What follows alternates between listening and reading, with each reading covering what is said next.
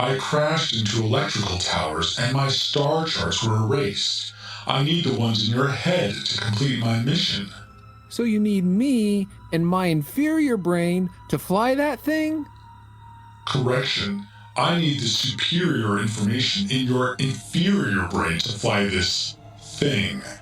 And to listen to this episode of the Retro Rewind podcast. Thunder Road 3 now online. How can I help you travel through movie space-time today? Course entered. Flight of the Navigator, 1986. Is this correct? Course set. Rewinding in 3, 2, 1. Welcome, Rewinders and new listeners, to the Retro Rewind podcast, where we take a fresh look at movies and games from 15 or more years ago. I'm your captain of the former pod, Francisco Ruiz, and I'm joined by your XO and mine, Paul, the PaulJPowers.com Powers. Compliance. That's good. Oh, you're finally following orders now. That's such a relief. For now. How many episodes has it taken to get to this point? Just almost 300. Yeah, almost 300. And we over 10 years. Oh my goodness.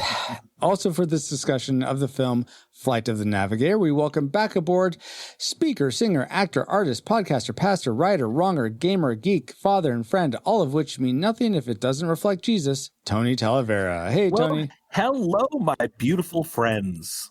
Hello. You hear that, Our Francisco? beautiful friend. He called me beautiful. All of you are beautiful in your own way. We should go see the Bee Gees or Twisted Sister. Yeah. You hear that, you slimes? I'm famous. In addition, we are glad to have back aboard ship's clergy, Dustin Warford. Hey, Dustin. You know, I love the fact that I'm ship's clergy, but man, my lead up did not nearly match Tony's, and that was brutal to my ego. You know, sometimes it's just the mileage that gets you. What would you like me to say about you, Justin? I will say whatever you like. You know, as a matter of fact, there are no words to describe me, so that was all good. That's a good point. Indescribable. Oh, sorry. Indescribable, invaluable, Indomitable, incorrigible, indubitable. Hero Millions, champion of the oppressed, defender of justice.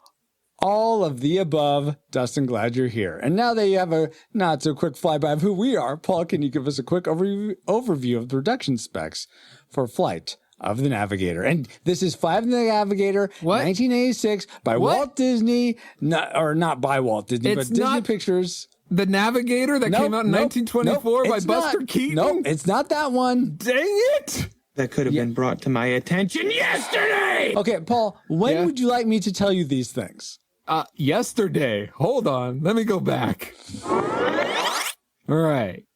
Flight of the Navigator, the quote-unquote Disney version. sound less enthused about it. Jeez. It was released August 1st, 1986. Runs an hour and a half, 30 minutes longer than The Navigator, which is fine. It's rated PG, and it was directed by Randall Kleiser and written by Mark H. Baker, Michael Burton, and Phil Jonow. I'm sorry, Phil, whatever your last name is. With lead stars being Joey Kramer, Paul Mall, Howard Hessman, Sarah Jessica Parker. Sorry, Jessica. Sarah Parker. I always mess up names. And music was composed by Alan Silvestri. Silverstry? Whatever you want to call him. I always say Silvestri. Yeah. All right. So, you ready for the box office trivia? I am ready. Dustin and Tony, are you guys ready? I am literally on the edge of my seat. Okay, Paul, let's get going. Okay. Flight of the Navigator was made for about $9 million and earned over $18 million in the box office. Not too shabby. Yeah, considering most people hadn't even heard of it, at least in the theater. But anyway, given this fact, how high in the box office do you think it ranks among the movies released theatrically in 1986? And we'll go with the top 50. All righty. So let's start with... You're going to throw out what else was released in 1986? Maybe give us an idea of what it went up against? I'll tell you what. Top Gun? It's not the number one, which was Top Gun, which is about flight, so it might be close. The animated Transformers, the movie?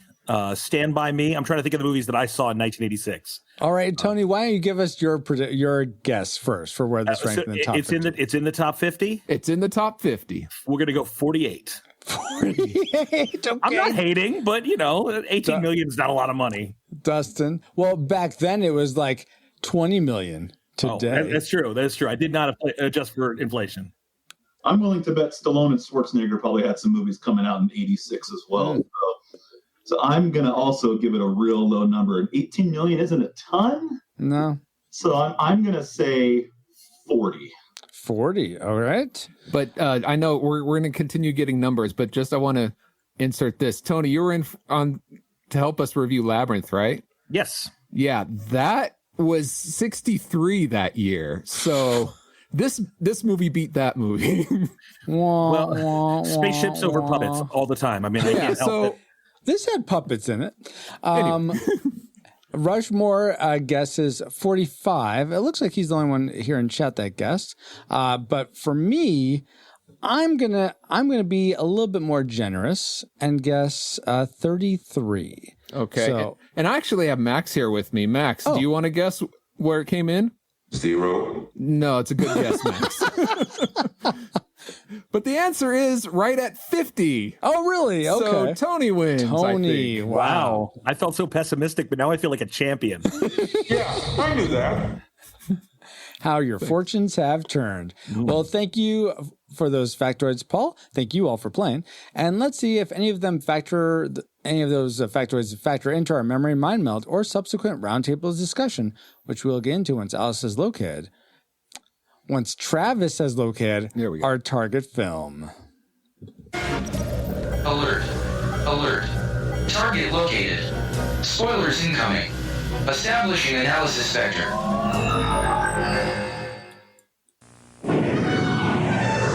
The Navigator. You are the Navigator and his crew.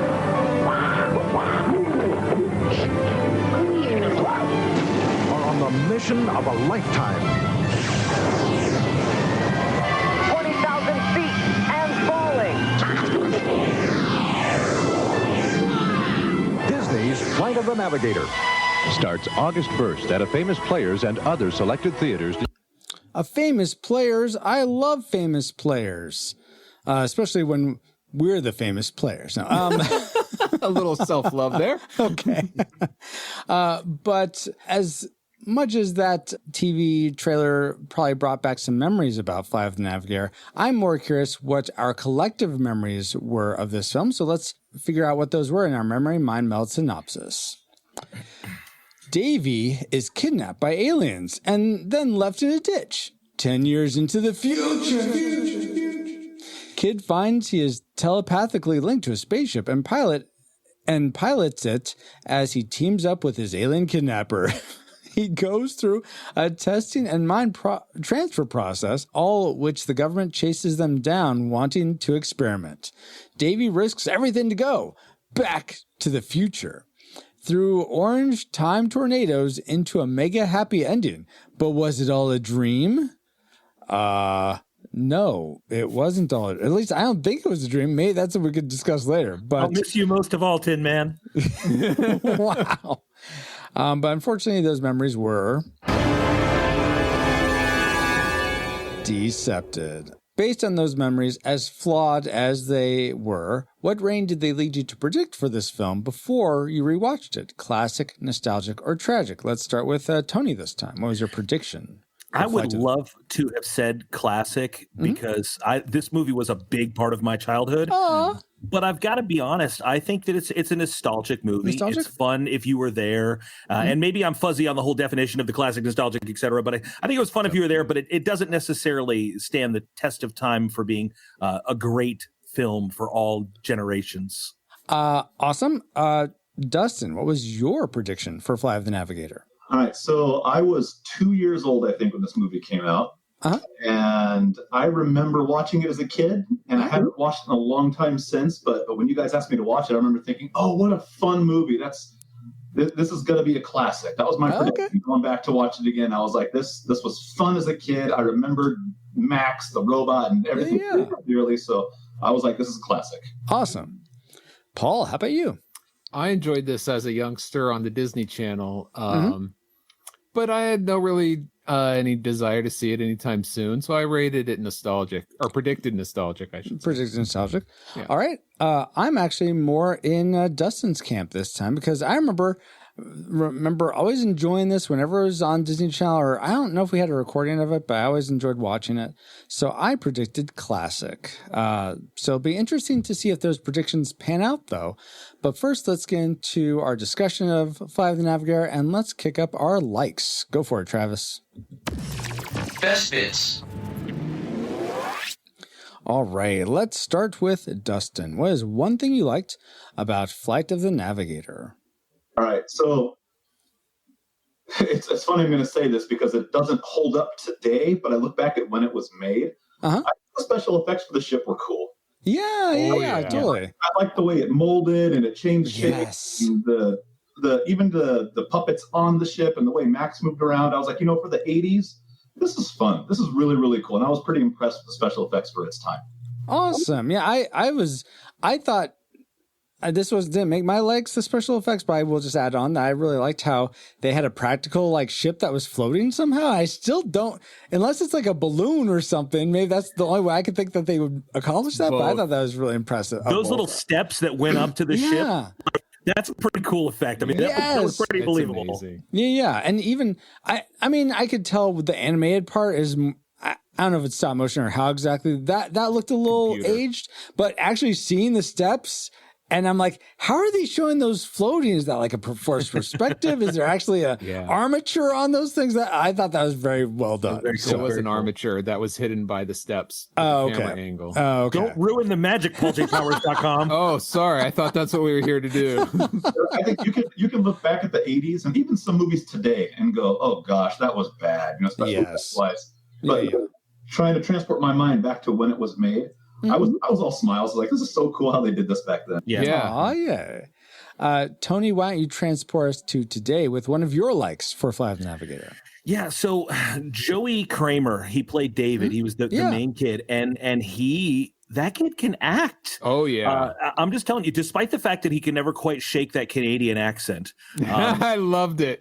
He has a Canadian accent? Oh, if you're not familiar enough with it, you don't know to look for it. My wife has Canadian relatives, so my ear has been, over the years, have been attuned to it, and now I cannot not hear it when he speaks. Yeah. Like I was watching it at a Tim Hortons. It was definitely strong north of the border. Other than that, though, he really drew me in. And I know he had sort of that youthful Luke Skywalker, a little whiny vibe, but even from the beginning in that scene when he comes home and it's not his home anymore and the strangers are there and he just kind of collapses into a heap onto the stairway and he's just like, I just want my mom. I just want my and my heart just broke for this kid. And he really drew me in. That was a great performance. And I would not put this movie, and I think this movie lives forever in the shadow of E.T. But at that moment, I would put that kid on the same level as Elliot from E.T. That was a standout child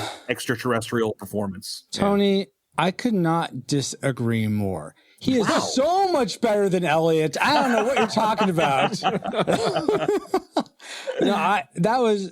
David Joy Kramer, one of my likes as well. His way of showing shock and his emotion of fear. I mean, it seemed like he was really there. I was utterly impressed with that, mainly with how he felt like time was that 8 years, time slipped away, and just how everything's just not right. Like it seems right, but it's not. I just thought he played that brilliantly. So I'm right there with you, Tony.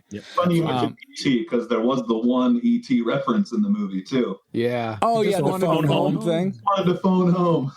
There's also Speak and Spell. Apparently, it was one of the presents he got when he goes to NASA. Yeah. I didn't notice it on the bed, but anyway. I was too busy trying to figure out what transformer he get. Oh, that's an Insecticon. Okay, all right. Paul, why don't you crawl into this conversation with one of your likes? So, at first, I wasn't really digging the music, but I gotta say, Alan Silvestri, what he did with the score is pretty amazing. I mean, to capture sorry, the 80s-ness of No, spot on. But also you have this alien sci-fi fantasy, but also innocence with the kids. I mean, some of the music is just spot on. I'm sorry, I think John Williams is the greatest composer alive, but when you compare this soundtrack to what he did, not against Star Wars, but what he did with Space Camp, this is far superior. So much better. So wait, Alex Silvestri did Space Camp? No, John Williams. John Williams did Space Camp. Well, this was Alex Silvestri coming hot off of Back to the Future. So I mean, my man was riding high. He did. Not all of it's gold, but for what it is really hard to do. We've reviewed other movies in the similar genre, and the music isn't quite there. I think Alan Silvestri knocked it out of the park with the score of this. So I'm coming off right off the heels of that, Paul, because I gotta say the thing that my next like was the music during the escape when he goes inside Ralph and he's escaping from his sort of room to the hangar. I mean, I'll use parlance of what kids say these days. That really slaps. I mean, I was like, oh yeah, here we go. This is great. I did not remember the music being that good. Now, I will say all the eerie, throughout when it's like, I don't know, the spaceship tone, like with the low pads and the sort of, it's not a harp or anything, but it's what's it called where the notes go melody? No, it's not articulation, it's arpeggio. Arpeggio, yeah, that's what it is. That's what I was say. Yeah. With of course, Dustin. Yeah, I knew that. I felt like if the people that did Stranger Things were doing a sci-fi movie, I felt like it would have this same quality. So I feel like, I mean, this is perfectly 80s in that way. Yeah. But I really like the music when they did a reprise of it when they're flying too. But the escape music, I guess I'll say, was my next like. I want to hear more music. Okay, well, good. I want to hear more from Dustin. What's another like you had, Dustin? I like the special effects. I did like, and I know that I don't know if I'm going to be alone on myself on this one. I liked the family reunion scene. Oh, at the end? He actually got reunited with his family because I know this is going to be a moment in the movie where they're either going to go crazy overboard with, oh my gosh, and it's just going to be insane with where have you been? Or it could have gone so many ways, but it was. It had the shock of where's our son been? Oh my gosh, why, Mom, Dad, why do you look like that? But at the same time, we're just glad you're home. We don't care about some of the answers right now. It's just you're here. Then they went into the hospital, and it was, just I feel like the way and method that it was played out, I thought was nice. The contrast and the juxtaposition of each one. Good. Yeah, it was a good. We don't know what's going on, but we're so glad you're home moment. I thought you were talking about the very end. You were talking about in the middle when he. Okay, yeah. Right after the crime scene, I just want my mom and dad. Police station.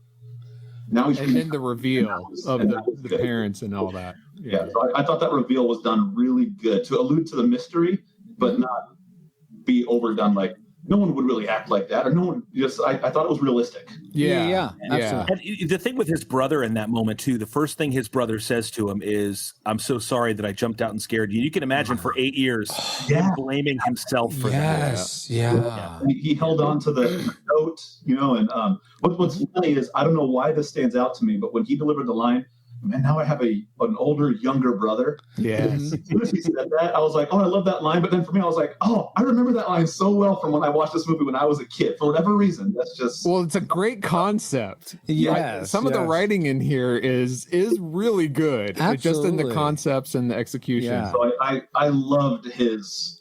I've been gone for 8 years. Where have you been? That whole moment I thought was really good. Yeah. I thought the way the cops were approaching it, just like talking in plenty good earshot of him. Oh, he's been legally dead. What? Hello, he's right there, guys. This is the 80s. They don't care. Gotta toughen these kids up. Jeez. Yeah.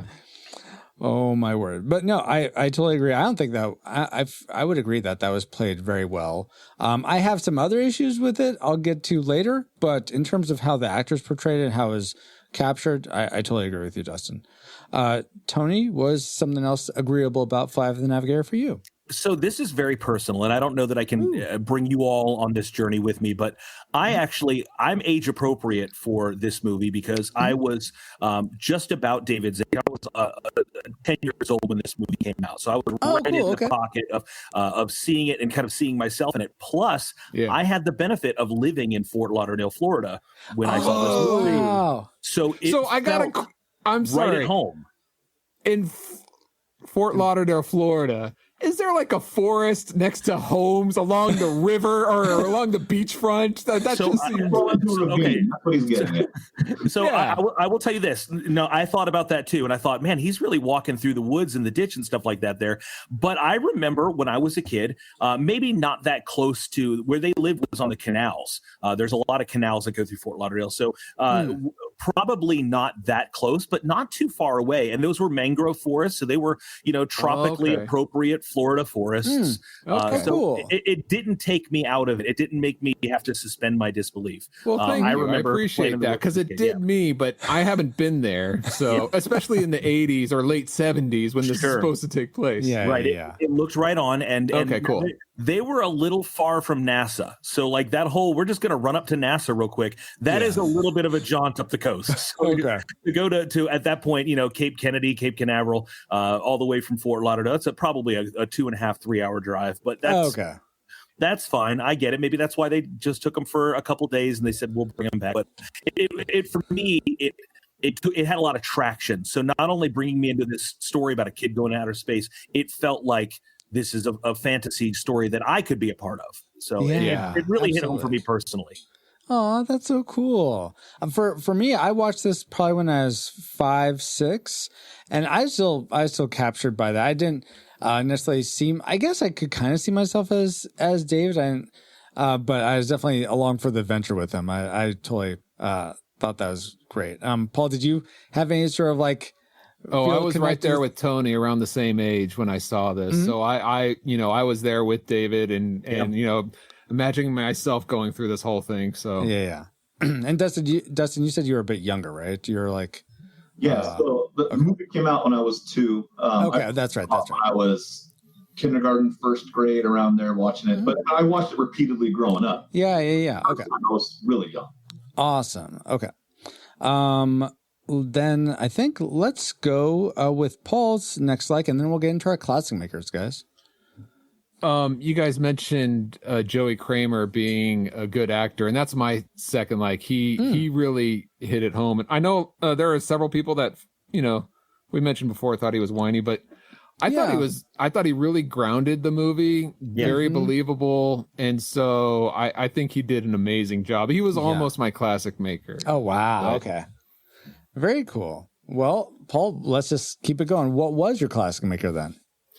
And it's already been mentioned before, but it's hard for me to separate it. But the ship and Max together, like if you put them together, like that is my class. It's the best thing about this movie to me. I know some people don't like the Pee Wee Herman voice in Max, but I think it's one of the better parts. It makes brings it this fun. Human quality to him that shows that he's like taken David's memories or his personality or so. And let's go with the design of that ship. I mean, it was practically made as far as the interiors, and today's it is so reflective that today they would have just had it done in CG, and then they would have taken the camera out, and they had a problem with reflections of the camera, but they still found ways to make it work, in my opinion.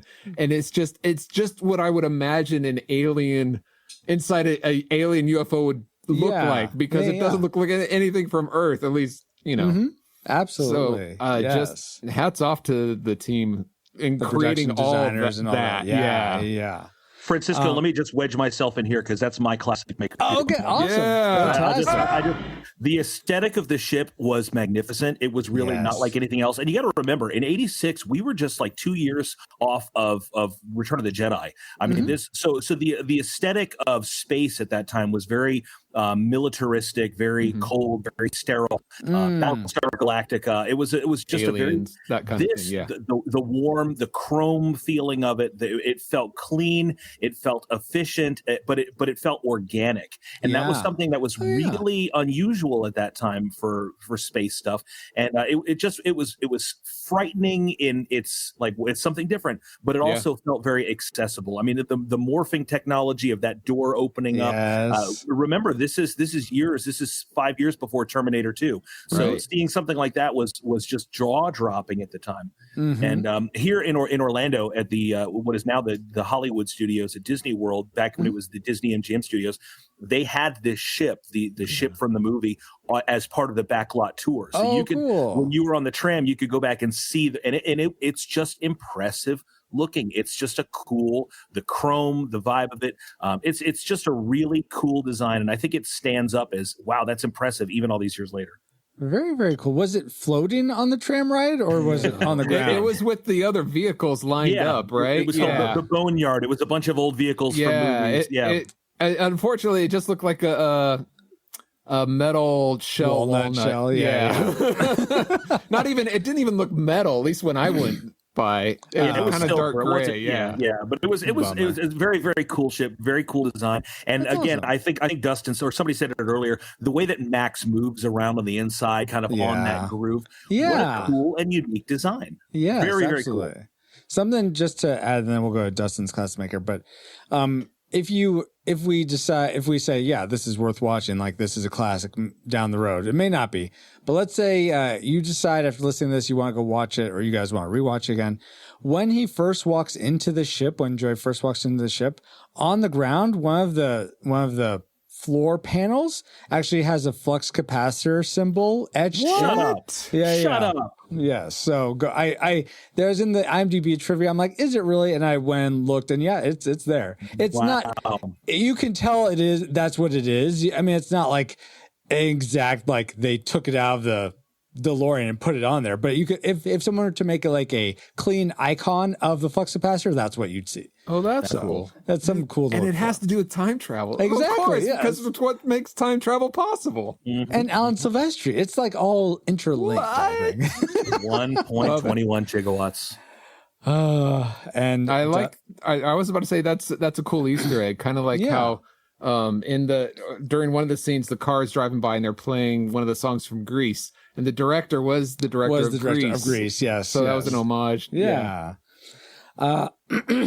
Let's go to Dustin. What was your classic maker for Fly of the Navigator? Well, since you guys already took my whole spaceship, Max. But one thing that was, what's funny, I kind of put two things that made it. One, you guys both just covered. Yes. The other one I had was, it's not any one aspect of the movie, but it's kind of the movie as a whole. When it was over, I was just smiling. I was like, this is such a good, feel-good family movie. Yes, You don't get tons of those anymore. Right. Yeah. There are some, but it was fun to watch. And at the end, you're smiling for him. He has the alien with him, tells his brother, she's just, when it was over, just smiling. I was like, what a great movie that I want to watch with my kids now, because I know my kids haven't seen it yet. So my classic maker for me was just the overall tone of the whole thing. It was just a fun family movie. That's so great. That's awesome. So from that macro sort of view, which totally can get on board with, I'm going to go back to a micro level for my classic maker, and that's something you guys sort of touched on, Tony and Paul. But I'm going to zero in even more. And I thought Max, played by Paul Rubens, credited as Paul Mall in this, is such an engaging character. I love seeing him go from this very stoic Trimaxian robot thing to once he's scanned David, he gets all zany and they become friends. Which doesn't seem... It's crazy how they're able to make him emote without a face, just with sort of this bulb of light and the things going on, and then his voice. I thought that was really remarkable. So I really enjoyed Max as a character, how they moved him around, his design, how his voice. Go ahead, Paul. What's that effect when you fall in love or befriend your kidnapper? Oh, Stockholm syndrome. Beauty and the Beast syndrome. Oh my word. I don't think, but see, he decided to get on the ship. So is it really? I feel like it'd be more Stockholm's if he became he saw Dr. Faraday as a dad or something and wanted to stay with him instead of his real dad. That's because Robot Pee-wee downloaded a bunch of binary code into his brain. I mean, I don't know. It feels abusive. Well, that's why it leaked out. But wow, guys. So those are some great things we liked about, but we gotta move on to things we don't like. Oh, wait. Oh, sorry, guys. But going through the notes, there's a lot here. I missed something else I liked, and that would be the Rushmore Show. The Rushmore Show is the place for ranking the ultimate top 4 in sports, video games, nostalgia, movies, and so much more. Each week, Andy and Kirk spark engaging discussions and friendly debates, making the Rushmore Show your compass in the realm of pop culture rankings. Find them at youtube.com/The Rushmore Show, where it's all about your top 4 and nothing more. That's so weird, because I would have thought you would have said Geek Devotions. Right? Because there's a connection there with the movie. So what does the Rushmore Show have to do with the Flight of the Navigator? I'm sure this is in someone's top 4 sci-fi family drama movies, Paul. Yeah, somewhere. Someone's got to have it. Exactly. So Rushmore Show. Yeah. Sure. That's why you like Flight of the Navigator, because it's on somebody's top 4. Apparently, you probably prefer something, I don't know, like trivia about Flight of the Navigator. Is that right? Oh, yeah, that would be much better. All right, fine. We'll do that then. I mean, not that, Rushmore Show, go check them out. Yes, but me this and is Paul Flight have of the been on Navigator. Yes, it is. So, did you all realize that two of the new box toys seen in David's bed when he's given, as part of the gifts he's given from NASA, one is a Cobra water moccasin from G.I. Joe 1985, and the other is Transformers 1984, the insectoid, like you had said, Tony, of Shrapnel. That is apparently one of the insectoids, or Insecticons, excuse me. Also, I almost threw an actually at you, and I really had to stop. Actually, let you know. Anyway, also present is a Speak and Spell, which we had mentioned earlier, which is sort of a homage to E.T. Anyway, my question for you all is, what 80s or 90s toy would get you to stay at a NASA facility for more than 2 days? As a prisoner, though. Oh, that's easy for me. Oh my gosh. Okay, go for it, Paul. What toy? It's all about those are fine, the action figures, but if you have like a play set, like a correct Castle Grayskull or something to play it. But for me, what would get me to stay there is if they had the G.I. Joe's USS flag. Come on, which came out the year before. That thing is 9 feet tall. I would be in there for almost a year playing with toys. I would let you tattoo NASA on my bottom. You own me now. I will be part of the Kennedy Space Center tour. Whatever you want. Oh my word! Everyone's got a price. Everybody's got a price, and mine is a 7-foot-long plastic aircraft carrier. Yeah. So that's yours as well, Tony. Is the USS 100%. Yeah. All right. And it's so big we could share it, and we wouldn't even mind. I wouldn't even know you were there. I'm like, PaulJPowers.com. Oh my word! How about you, Dustin? All right, so Tony, you may actually know the name of this, and I don't, but you're the Transformer person. Mm-hmm. When I was a kid, we had the Transformer base. Okay. Oh. I mean, it was a robot that would turn into a base. It had the ramp, the docking thing. I don't remember its name, but you could so Fortress Maximus. That's probably it. Unless if he had a train that went around a track with a robot, that was Omega Supreme. Okay, it wasn't Omega Supreme. Okay, so Fortress Maximus. Fortress Maximus. So we had one of those as a kid, and I'd get hours in that toy. And I also had the full-on Optimus with the he turned into the big rig, and I had all the Transformer stuff. Oh, but Fortress Maximus was my toy. And so that was rad. That in there, I'd be like, let's go. I'd be Very awesome. What's that one that was the planet Omicron or Unicron? Unicron. So if they had not this stupid toy one that they come out with that's not even like if they had one to scale. Oh yeah. You want a planet-sized toy? There we go. There we go. Come on, it's NASA. They put a man on the moon allegedly. Yeah. Give me Unicron. I want Unicron. Wow. Planet-eating planet. Yeah. Wow. Great trivia, Francisco. Thank you, Paul. And now that we've had some trivial fun, let's find out what memories you, our awesome rewinders, had about Flight of the Navigator. Awesome. So Drew Dodgen starts by saying, compliance.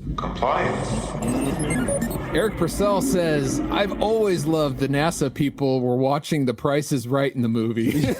Indeed. Watching The Price is Right at nighttime, which, come on, we all know. We'll get there. When The Price is Right comes on. Right. Continuity, people. Yeah, right?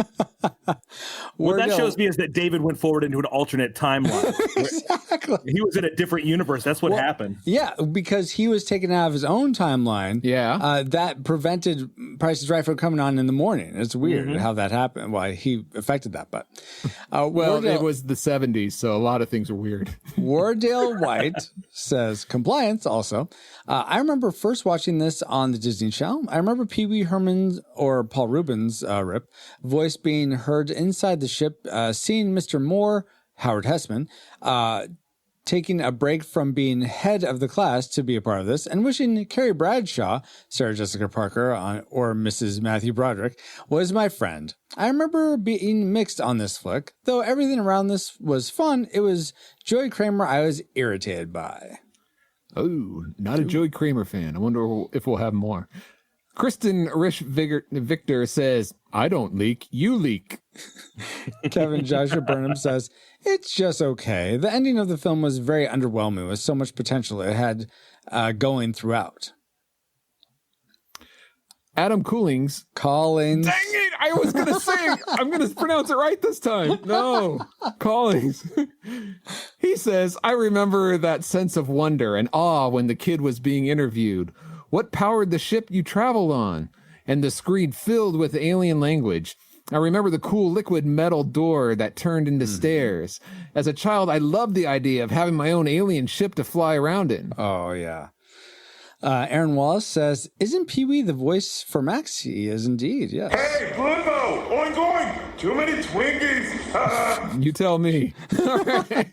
Stanley Wright says, Stanley Wright says, I remember watching it several times.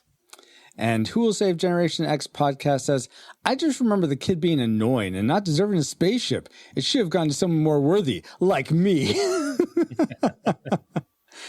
Well, thank you all for sharing your memories. And those of you who maybe don't like Joey Kramer will launch us into the things we didn't like about Flight of the Navigator. Travis, bring up our worst woofs. Hey, old partner, I reckon we better head this wagon east. What's funny is, I'm just going to, this isn't the notes. I'm just going to take a sidebar.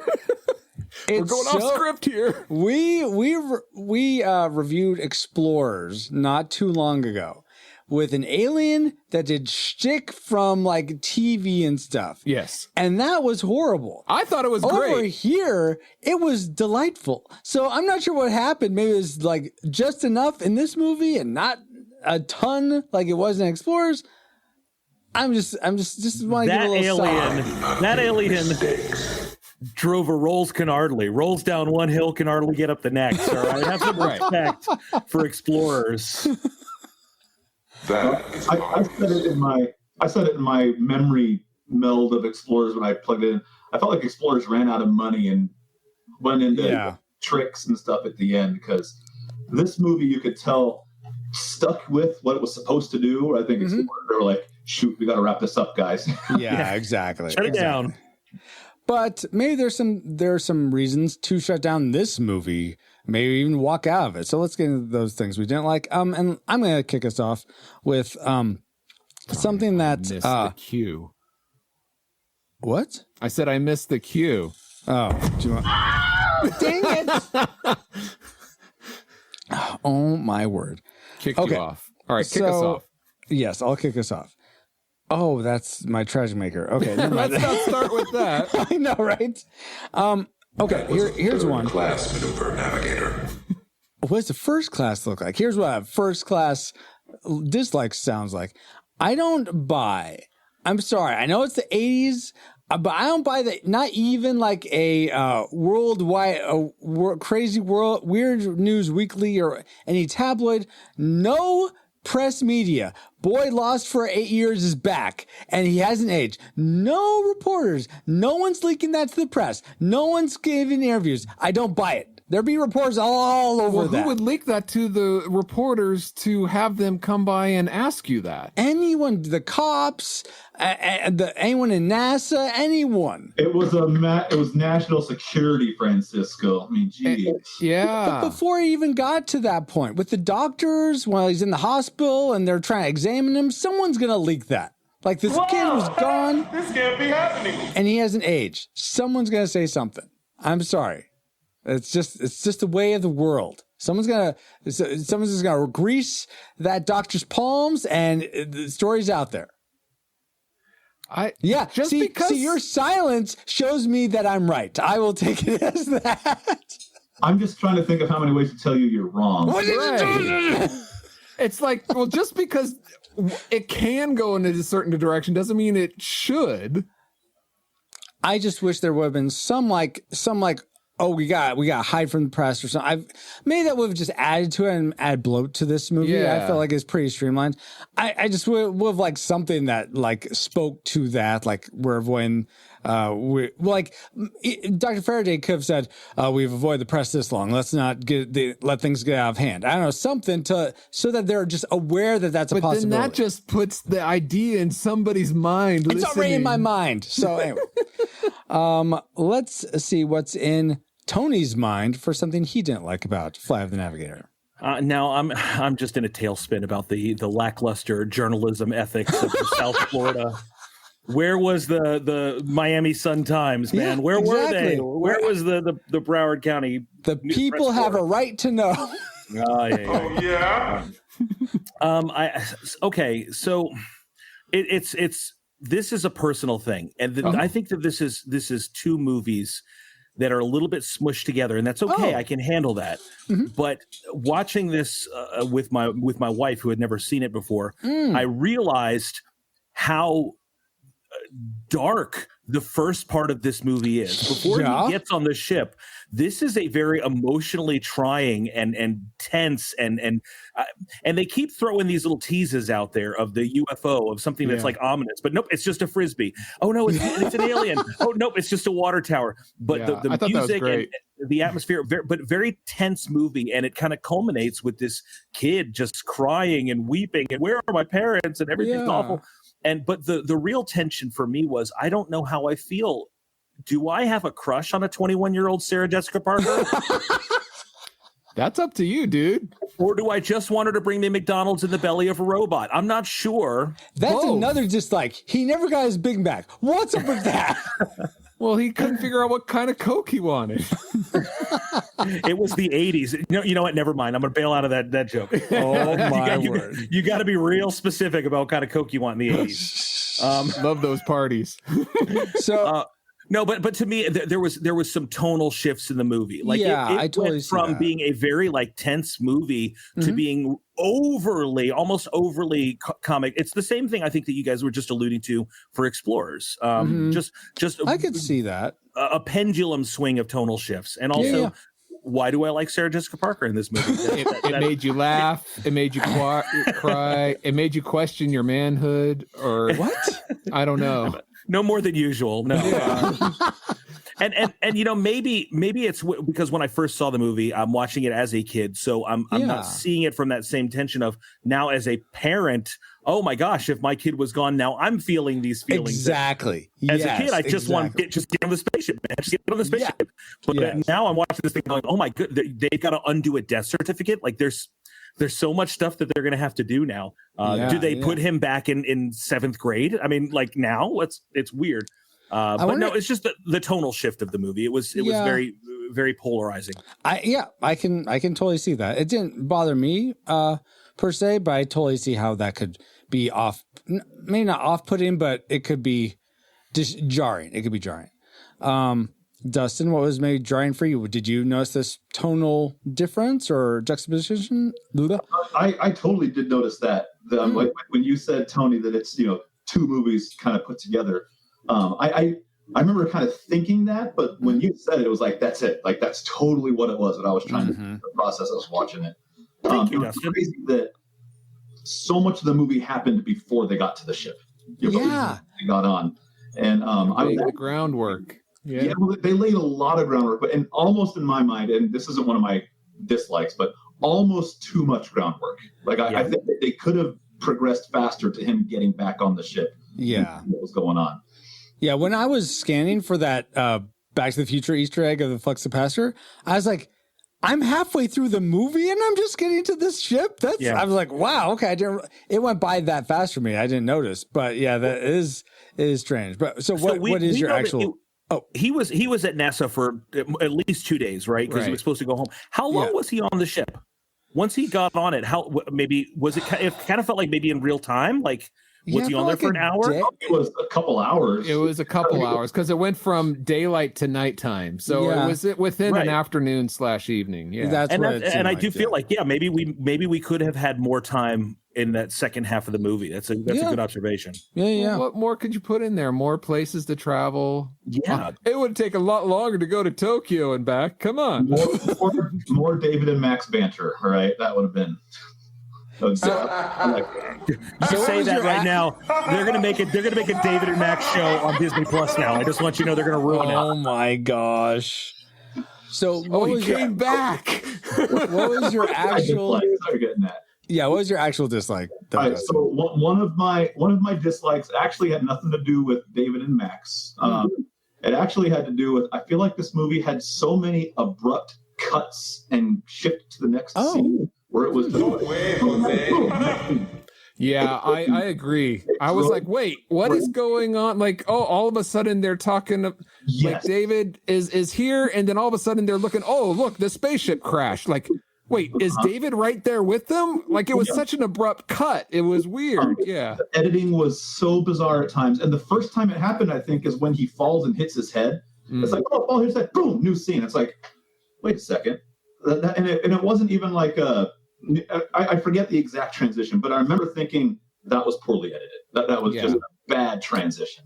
Yeah. And there were a bunch of those as it went through, and I can get over a couple of them, but I felt like there were enough to where I was like, I'm noticing now that the editing on this was lacking. Yeah. Okay. I feel like that cut where he falls to him being 8 years ahead was intentional to have it look a little off because he's not in the same place. But all the other ads, none really stick out. But I can't say that those weren't there. I felt like I just didn't notice, I suppose. Well, I noticed it, especially more in the first half. I have to agree with you, Dustin. If I saw the editor, I would come up to him and say, "Better do something, big shot. You aren't even trying." Oh my goodness. Okay, so that's fair. Paul, how could this movie have tried better for you? Well, my first dislike is something that we already discussed, was Why the Price is Right is on in the evening. We all know that that's a morning show. When you stay home and you're sick, you watch it in the morning. Okay. But was it always on? Because this was pre-Bob Barker. Was it always on in the morning? It was always on in the morning. And it wasn't pre-Bob Barker. It was just young Bob Barker that I guess looked different. No, in the 70s though, because they watched it in the 70s too. No, they watched it in the 80s. They were waiting for him to come home in 86. Oh yeah, that's right. Never mind. You're right. It's all right. And they weren't watching a taped version from the VCR. I'm not buying that. So I believe it's an alternate timeline. They don't have cable. Nothing else is on. Yeah. Bob Barker became the host of Price is Right September 4th, 1972. Thank you, Internet. Yes. Oh, like the Internet's always right. No, thank you, Tony. Okay, so that was your dislike, Paul? Yeah, it's kind of glaringly obvious. It seems like you know what they could have had? A news flash. Strange reports of a boy that's been missing for 8 years and now is back. What more at 10? Boom. That's all you got to do. If only the journalists had been more attentive. Or you think in that line, Francisco, that you said it was lacking all of kind of the kids missing. There was one part where it showed, UFOs seen over this. Oh, yeah, If it was that prominent, it would have been interrupting all of the Prices Right showing. Good point. What's happening right now? Yeah. Very good points. All right. Let's go back to Tony. What's something else you didn't like? I just got into a little bit of a kind of a rabbit trail here as I'm looking, trying to find out when this movie was actually filmed, because we know when it came out, but when was it actually produced? And there's a reason I'm asking this, is because I feel like they slapped so many NASA security stickers on everything, just every door, every vehicle, every ball cap had NASA security, which NASA security is clearly the most incompetent security ever. Like a robot that can fit a whole terrorist inside of it just rolls by you into a top secret area. Just give it a glance and look away. Nothing happening here. The kid, half terrorist. It's the equivalent of like Solid Snake coming up in a cardboard box. I mean, and I'm thinking, NASA security. And this movie came out in 1986. Do you guys remember anything else noteworthy that happened with NASA in 1986? Challenger, they had a right? space shuttle blow up. So I'm thinking like this might not have been the best look for NASA to kind of be the Keystone Cops in this movie. Like NASA really needs to get their stuff together. I mean, they know where the closest Toys R Us is clearly, but they don't know how to keep their facilities secure. Who blew, at this point, it's just, so if this was filmed prior to the Challenger, then I get it. But afterwards, I can't believe that NASA would let something have their name on it that looked so cartoonishly inept. Well, think it was released in 86. Yeah. It was released in 86. Yeah. Apparently filmed in 84, 85. The only thing I can see so far is that the film's producers initially sent the project to Disney in 1984, but the studio was unable to approve it and was sent to producers' sales organization, which made a deal with Disney to distribute it in the United States. So it sounds like it might have been done before. It was partially shot in Fort Lauderdale, Florida, and Norway, which is weird. Being a co-production with Norwegian company Viking Film. Yeah, that's because Disney didn't produce it, but one of the producers was from Norway, but had his money locked in Norway and had to spend it there. So, okay. So it sounds like it was done pre-86. Yeah, from what I can tell, but I can see how that would be. That's not the best look. But so yeah, I get that. That's why it blew up. Oh my gosh. Yeah. David didn't get his Big Mac, and somebody's going to pay. Right? Oh, that's dark. What else is dark for this movie for you, Paul? Okay. All right, I'm going to pull the prude factor, and I don't like to do it, but I'm going to go ahead and do it because I was introduced to this on the Disney Channel. And this is obviously a kid's movie, but now owning the movie, it has all the cuss words and swearing and God's name in vain and stuff in it. And so, I mean, I think it works just as well without that in it. And it'll appeal to a wider audience. So I know they're trying to be dark and edgy, like this will make it better. Well, it doesn't, and I think the movie suffers for it. Oh, okay. There was one that caught me more than the others when it comes to that. I think it's when David's dad goes, "You can tell those NASA." Bleh. And I was like, "Oh, okay." For me, that shifted the tone of family. Yeah. Absolutely. Yeah. But you sensitive little this generation snowflakes. Like back in the 80s, we had ashtrays on the table at McDonald's, and we had cuss words in our kids' movies. That's just just the way it was, and we liked it. We never complained. But that's not what like you I said. Paul. It's the prude card. So you're right. You're very right. But I have gone back and watched a lot of my favorite, like Goonies. Oh, Goonies is full of it. Yeah. Yes. You go back. I mean, even the original cut of E.T. had some very off-color language in it. And it's funny to me how that just kind of passed, as just another day at the office. Goonies, one of my favorite movies, one of my favorite reviews you guys have ever done too. So. Weren't you on that review? Yeah, I was. I think that's what made it better, obviously. Let's go. Got my copper stones right here, man. Nice. That's awesome. Sweet.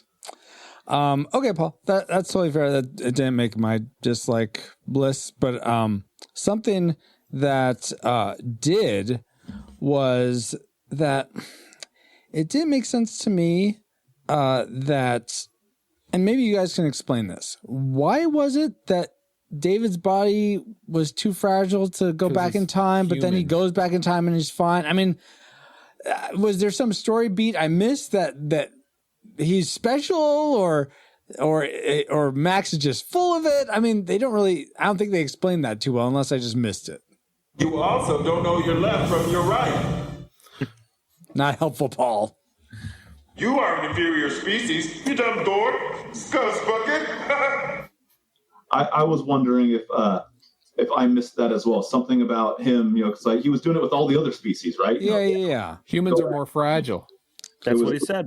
So then why doesn't he end up back in 1978 with because they risked it. It was worth frying his brain for real this time, not just by scanning it, but he'd rather be dead than be stuck in a test tube the rest of his life. Yeah. I remember him asking, he asked Max, are you sure you want to risk it? And David said, yes, I want to risk it. So they knew it may not work, but family movie, it did. Right? I feel like there should have been more of a sacrifice for that. Maybe he comes back with a leg gone or something. I don't know, just something. There was a subplot where Max was in trouble by his superiors for bringing him back because he wasn't supposed to, because of the fragility, and he was making a mess. And there was a time clock and everything, but they felt it was just too over. There was too much. And the ending they had without that, it was cleaner and it felt better. So there was an element to address what you're talking about, but it just made the movie, it was too much. I don't know. Maybe here's what I would have loved. This is Francisco's Fabulous Fan Fiction. Play the music. Okay. I don't have the music. I'm going to play it in post, Paul. More music. All right. So Dave decides he's going to risk it. Let's go back, and they get back, and it turns out that the little alien guy with the suction cups, the cute one, decided to sacrifice its own being to allow David to die. So he pulls it out of the backpack, and it's dead. And he has to put That's like let's throw them both in the fire, and instead of one person burns up, the other one does because it's flammable. What? It doesn't make sense. That would have ruined the feel-good movie at the end, wouldn't it? Yeah, but that's what you need to show that it's a sacrifice. There's consequences to the choices you make. The choice to go home? Yes! In the first place, I just want to go home. You brought me here. Now that alien has to die to do it. That's so... Man, this movie took a dark spin, man. Well, I'm trying to bring back the tone from the beginning to the end. That's right. It's super somber, menacing, depressing. So the real deleted scene was that David needed to go back so that he can invest in Apple when it went public and buy all of the Insecticons. That was That was it. There was a plan. David's no fool, man. I have 3 words for you: Grace, Sports, Almanac. You got it. Right. You got it. All right. Let's get Dustin's last dislike before we get to our tragedy makers. All right. So I may not be popular. Let's talk about Max. Okay. Oh. About Max. Uh-oh. I had issues with Max. Nothing. I loved his interaction. Loved the way his character came. I did love when he went into the Pee Wee Herman laugh because it was relatable. Like, Pee Wee. It was fun. But there were some moments where I thought, you are a super smart, robotic being from the future, and you can't figure out how to read a paper map. Well, excuse me. There was Oh, yeah, that is kind of weird. In the day and age we live now, where we do everything by maps digitally on our phones and stuff, when they have a map and they still need to ask for directions, it doesn't make sense on this side of it. Yeah. But back then, we didn't even question it. Because that's how we found out. I mean, we had maps, but we still had to ask for directions back in the 80s. He's holding up the map, and I forget the line Max says, but something about, I can't read, blah, blah, blah. I was like, oh, come on, dude. You put have star maps charts. in the kid's head. Exactly. You're Yeah. putting back and forth to the future. You're explaining what every species is. You can't read a street name and line and giving you. He's a robot, but come on. That for me, I was like, dude, you can read a map. You can read a map. He could have read it if it was binary. Yeah, if it was binary, exactly. I know there's some human things, but he also said, explain privacy. Explain. I was like, all right, humans are not the only species in the entire universe who have privacy if you've examined 50,000 other species. So no, they don't have privacy on any other planet but here. They also don't have promises. So there were no doors on the restrooms on Phaetos or whatever. Yeah. So there were just a few Max lines that I was like, oh, come on, you're taking the realism away that you are a supreme alien supercomputer doing this for me. That's fair. I could totally see that. I didn't think about that at all, but you're absolutely right, Dustin. I could see how that there is this disconnect of like, you're a supercomputer. This should be easy for you, regardless of binary or not binary. But okay. Well, now let's get into the things that really were disconnected for us or disjointed, however it might be. Let's start with, I'm going to start with Paul this time. What did you hate most about Flight of the Navigator? Well, unfortunately, this suffers from my classic slow and boring. Really? Because I knew the beginning, it was like, okay, this kind of has a slow intro. Like you said, it takes half the movie just before it really gets going. Yeah. But even as it gets going, it's still slow compared to the edits and the way movies feel today. Yeah. So I think the worst thing about this film, especially for a new person coming in, is just how slow moving it is and getting from one scene to another. It's kind of like how you were enjoying that sneaking into the NASA base inside Ralph, the food distributor. It was like, okay, that's a scene. And now we're at the next scene. Okay. Waiting for this to go. Waiting for this scene to end. Okay. Now we're at the next. Okay. It's not boom, boom. It's not. It didn't flow as well for you. Exactly. Okay. All right. And I think that's the worst thing about this movie. I can 100% relate to that's not my tragic maker, but I 100% relate to how slow this movie was. Okay, that's interesting. I will say that my son started watching it with me, and then 10 minutes in he abandoned it, and then he came back in the last 30 minutes or so and was interested. Well, that's when it really picked up more. Yeah. But it takes an hour to get there. Yeah. So. All right. Fair. But that first hour is for all the parents. It's like, my son or daughter's left. Oh my gosh. How do I take that? So anyway, Dustin, so that part, the slow and boring part wasn't your tragic maker, but what was? My tragic maker, I would say my tragic maker was the mishandling and unrealistic response that the Army or National Guard or the press. Or the press. No, not the press. I cared about there's a spaceship flying all over.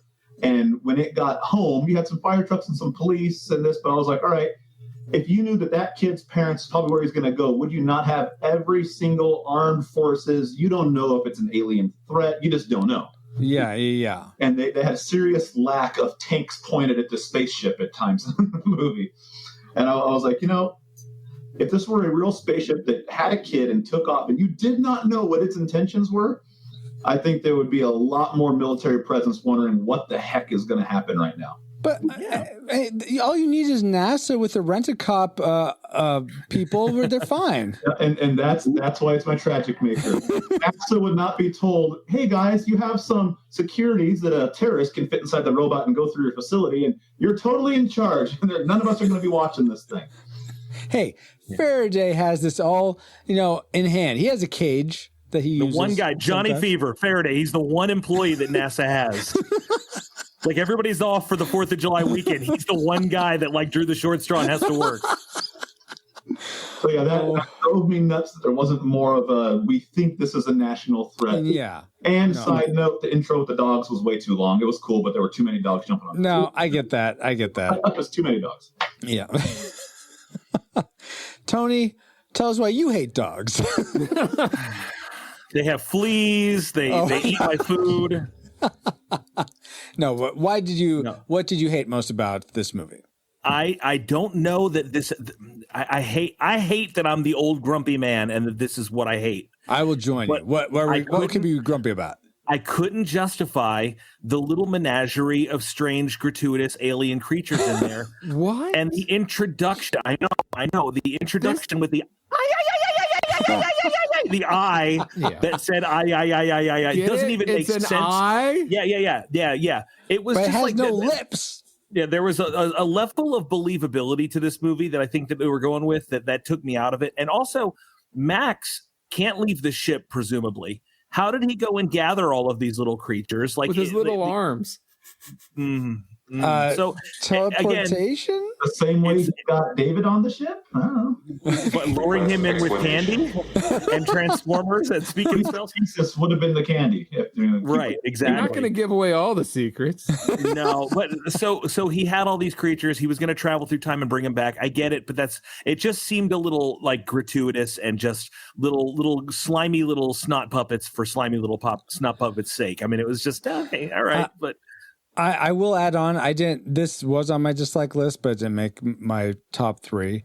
I remember the alien puppets being a lot cooler and holding up so much, and that I was hoping they'd hold up so much better, and they don't. What are you talking about? This is classic 80s creature shop. No. They need to have a great example. No, they need to get Stan Winston to come in and do it. Would you rather have the George Lucas reinserted CGI aliens in there? I mean, no, that's what I wanted. I wanted Flight of the Navigator Special Edition. The one where Faraday shot first. That's what I want. I want Dunebacks walking on the background of the Navigator. And that was not my original tragedy maker. That was not it. Honestly, my original tragedy maker was that transition. Paul Wall, Paul Rubens, Pee Wee Herman, just going over the top. And when I was originally watching, it was too much. But by the end of the movie, I didn't feel like it was too much. It went full circle and came back to me liking it again. So I had to scratch it off the list and throw it back down on the.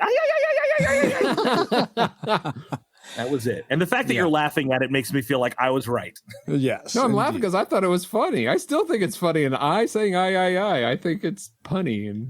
But Paul, you're someone who sometimes thinks things are too silly. And yes, that is over the top. That okay, saying I. That is over the top. It's funny. It would be better without it, probably. But the creatures as a whole, the physicality, the creativity, and the difference between them all, I enjoyed. Okay. Not mad at that. Okay. I'm not mad at that. It's not the what, it's the how. It's just the how and the what. I'm mad at the what. All right. Anyway, that leaves my tragic maker, guys. And I think you're all going to agree with me here. I think this is a solid tragic maker. I don't normally agree. Yeah. So the makeup effects on these parents, when David goes forward 8 years. Yeah. He should not be so shocked. They don't look that different. He should be like, yeah, it's mom and dad. lack of aging. Yeah. Because 8 years, I don't think as adults you wouldn't show much aging. Right. And so he shouldn't be like, who are you people? No, he's like, what's going on? Because like the dad's widow peak is more obvious, and the gray, the wrinkles are a little more obvious. I don't buy it. You're just totally like out of place. Like, where are my parents? They're not here. And then you see people that look pretty much just like your parents. You're gonna be like, oh my gosh, these are them. And then maybe later be like, wait, you don't look quite right. And then it probably, I could see that being a post-processing thing. But at night, in the dark, from afar, I'm sorry, that's his off-puttingness. Excuse me. At his parents' look, I'm sorry, no. I think they're right to only have aged them slightly. I think that's right on. But that's my one. I almost want to feel like that's a director's note, or maybe that was Joy Kramer's idea, but it just does not work. I'm sorry. You're not going to be that shocked at your parents 8 years in the future. What did you think about his reaction to his brother, who had grown up? That would be, if that had been his brother, or if he had seen his brother first, I think that would have been a lot more shocking. Absolutely. But not his parents. But I thought that scene with his brother is like one of the best. Oh yeah, absolutely. Oh no, that is great. I'm not dissing that part. So that's my tragic maker though, guys. And it sounds like you all agree with me. So that's fantastic. Now let's get into the now that we've whether we do or not. Look at me. I'm the captain now. Okay. Now that we've entered all our trajectories into the firing computer, Travis, do you have a firing solution for us? Firing solution complete. Salvo authority accepted. Ratings prepared to launch. All righty. Do we rate Flight of the Navigator, a classic? We'd recommend anyone go see this, whether or not they've seen it before. A nostalgic, it's worth watching again if you enjoyed it probably as a kid. But if you've never seen it before, seeing it as an adult, you're not going to do yourself any favors. So just pass this one by. Or do we rate it a tragic? It's not worth anyone's time today. If you've never seen it before, keep it that way. And if you have seen it before, don't sully any good memories you might have of it with a rewatch. So let's start with our guests as we like to. Dustin, you had predicted classic. Where did it actually end up after your viewing experience? I predicted classic. I'm actually going to switch to nostalgic. Oh, okay, nostalgic. I don't regret, watching this movie as a kid. Fond memories of it as a kid.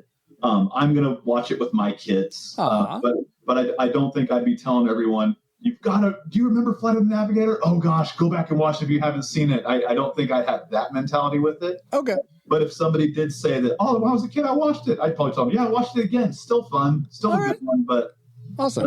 Nothing groundbreaking as far as go see this now if you haven't seen it. So all right. I'll say it's a nostalgic movie. All right. Very cool. Tony, you had predicted nostalgic. Where did it end up for you?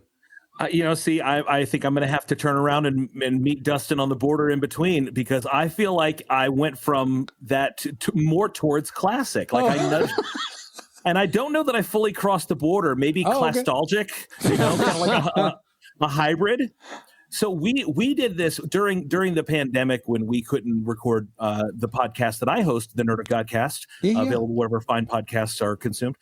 We did Not Another Quarantine Movie, where we reviewed a few movies, and this was one of the ones. I don't think anybody on the crew had seen it before. Oh, okay. And I think of all the movies that we watched, this was one of the ones that they actually enjoyed the most as a watchable movie. Mm-hmm. So for me, it does feel, like Dustin said, it does feel nostalgic. It feels like there's a little bit of a twinge of you had to be there, or you had to see it when you were very young to maybe appreciate it now. But I think there might be a touch more depth and timelessness to this one than meets the eye. So, and that's probably due to the very relatable performances of David and the parents and stuff like that. That you can just, it's a great timeless kids movie, but maybe not on the Mount Rushmore of kids movies. So what is your final rating then? Classtalgic will not cut it, Tony. Sorry. All right. Well, I don't think it has enough steam to break orbit and get into the classic stage. So I'm going to say it's nostalgic. Nostalgic, right. But it definitely has classic in its sights. All right. I can totally agree with all that for sure. Okay. Paul, you had also predicted nostalgic. Did it break? Did it break Atmo and get into classic for you, or did it descend into hell? I'm sorry. Wow. HE double hockey sticks. Yeah. It's like an 80s movie in here with all this swearing. Yeah. Tony, calm down.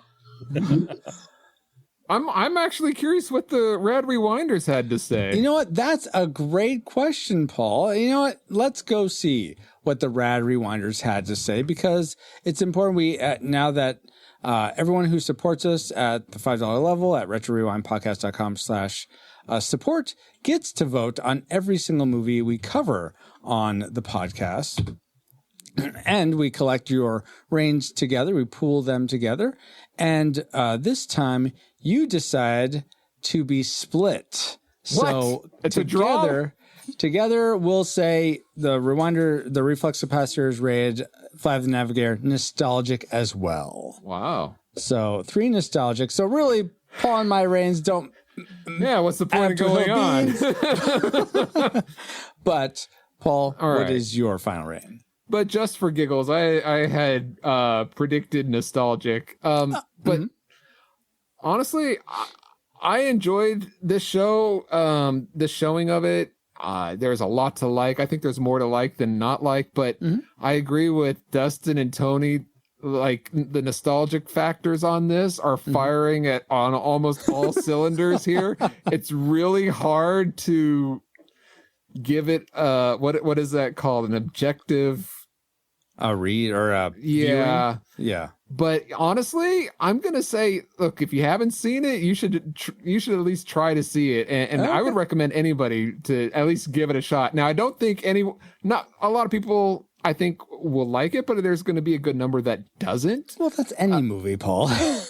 Any everybody movies, likes there's going to be people that look. Everybody likes Princess Bride, but we're not going there. True story. But don't we know someone that doesn't? I don't know them. Anyway. Don't worry about it, because they're not going to heaven. Compliance. Hey, that's not up to you, Max. All right. But I'm going to rate it a classic, because I'd recommend anybody just go out and see this. Especially if you have a fondness for the 80s. I'm not saying like this thing reeks of 80s, but I'm also not, but like Dustin and Tony were saying, it's not a strong classic. Like, yeah, no. And I won't gild the lily at all. I'm right there with you, Paul. I rated this. I predicted classic. I rate this a classic. I really enjoyed watching this. I think most people would probably find at least one viewing somewhat enjoyable, especially as a family. If you're looking for a movie, maybe, I don't know if you can find the non-curse word cut or the non-vulgarity cut, but the tape that might be TV cut. Yeah, the TV cut. That's a better way of putting it. But I think it's worth watching if you've either had a conversation with your kids about vulgarity, profanity, cussing, to make it. What am I trying to say? What are you doing? I'm crashing and burning is what I'm saying. Better do something, big shot. You aren't even trying. There's the button. Bam. Okay. Back in it. So according to the Retro Rewind podcast, with 3 nostalgics and 2 classics, we rate Flight of the Navigator a highly disputed nostalgic film. We'd recommend if you've seen this before, it's worthwhile to go and revisit it again. But if you've never seen it before, go watch Back to the Future, Goonies or something maybe. It sounds classtalgic to me, Francisco. we already added nostalgic way back in episode 31. We're not redoing our rating system, Tony. But now it's in the alternate universe where the Price is Right comes on at night. Yes. There's a fourth rating. Okay, but we can't. Unfortunately, we can't get back to 20XX yet. We had to. I think we're going to gear up for 1987 soon. But let's find out where we can all find each other online first. Return to 20XX overridden. Comsats broadcasting while awaiting return coordinates. Are we there yet? Where are we anyway? Well, I'll tell you. First off, we want to thank everyone for.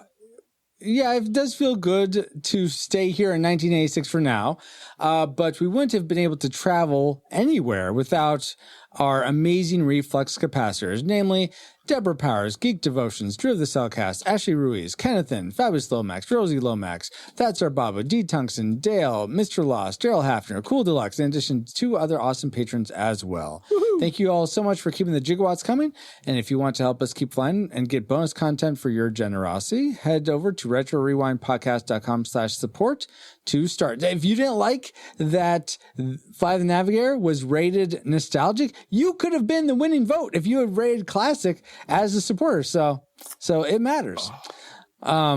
That's a tragic thing to say. What is that tragic thing to say? Well, for us who like the classic, that's a tragic. Yes, exactly. Hey, look! This stream is sponsored by PaulJPowers.com! Hey, Francisco, I was wondering, these supporters are all great, and we really appreciate them, but is there any way people can support us not financially if they want to support the show? You know what? Actually, yeah, Paul. You listening probably enjoyed this episode if you made it this far. So if you aren't driving, tap the share icon on your podcast player for this episode and send it to a friend saying, I know you like Flight of the Navigator. I think you might enjoy this podcast about it. These guys were really fun. Something like that. Yeah, I knew that. Okay. That's good, Paul. Cool. We are fun. I agree. And I bet they'll thank you for it. And speaking of thanking people, we want to give a big a max hug to Tony and Dustin for supporting us with their thoughts about the Flight of the Navigator. Mm-hmm. So I'd like to go alphabetically. We'll start with Dustin. Where can people find you online? Is there anything cool you got going on that people should know about? Yeah, so I'm on Instagram. My name is Ghetto Kids Preacher on Instagram. I pastor Celebration Church in Washington State, so ccpuyallup.com. We do lots of fun stuff in our community. I mean, maybe if you're listening to this and you're in Washington, we're in Puyallup, come check us out. We have a lot of fun, love people around us, love the community, and yeah, just love to be a blessing to anyone that we can within our orbit. Fantastic. Awesome. Yeah, thanks for coming back on. Yeah. And again, thank you, Tony, for coming back on. Mm-hmm. Where can people find you online? Is there anything cool that you got going on? Thank you so much for asking. Yeah, we're the Nerd of Godcast, where Christ culture and nerd culture come together for sweet, sweet two-player co-op. We'll be launching its 8th season on September 19th, wherever you listen to podcasts. Download that. You can also check out our daily Nerd Devo on your Amazon Echo platform or wherever you listen to podcasts. It's a good way to get like 3 minutes of Jesus and pop culture into your ears and heart every single day. And if you are in Central Florida, please come visit me at Sanctuary Church Longwood, where we have a great time. It's a great place to call home and a great family call your own. And we are on the polar opposite side of the country from King Dustin. So we are together, holding up the left, holding up the right, and we are all in this thing together. All right. Awesome. Yeah, thank you again so much, Tony and Dustin, for being on the show. It's so awesome to have you guys come back. And thank you to my navigation best friend, Paul, and all you rewinders, new and old, for another fun voyage. Oh, now you're a navigator. So navigate already. All right, Max, I will. You're welcome, Francisco. And you can find me, PaulJPowers.com, right at PaulJPowers.com. Oh, that's right. It was the .com. That's why I got to the wrong site. You can find me on our Discord for show announcements or just to say hi. Join us there at retrorewindpodcast.com/Discord. This podcast is a proud member of Culture Box, a curated collection of podcasts, videos, and articles that will provide you a balanced meal of content. You will find culture celebrated for its past and future, satirized for its extremes, explored in study, and created anew in story. Point your web browser to culturebox.media. I want to hear more music. Not now, Max. And as Nathan just said, we are now part of the Culture Box Media Network. Find all the shows unpacking truth through story, comedy, and geekery at culturebox.media. Awesome. Thank you so much, EXO, and thank you all for listening. We pray you are more joyful today than when you first hit play. But like a Pokemon, we got to catch you all for. We're going to actually head to Masters of the Universe. Travis needs some more episodes to triangulate and quantify better time jumping trajectories. So we're going to head over there for the next episode of the Retro Rewind Podcast. Rewinders of the Lost Pod mission complete. Review audio ship's logs for more details.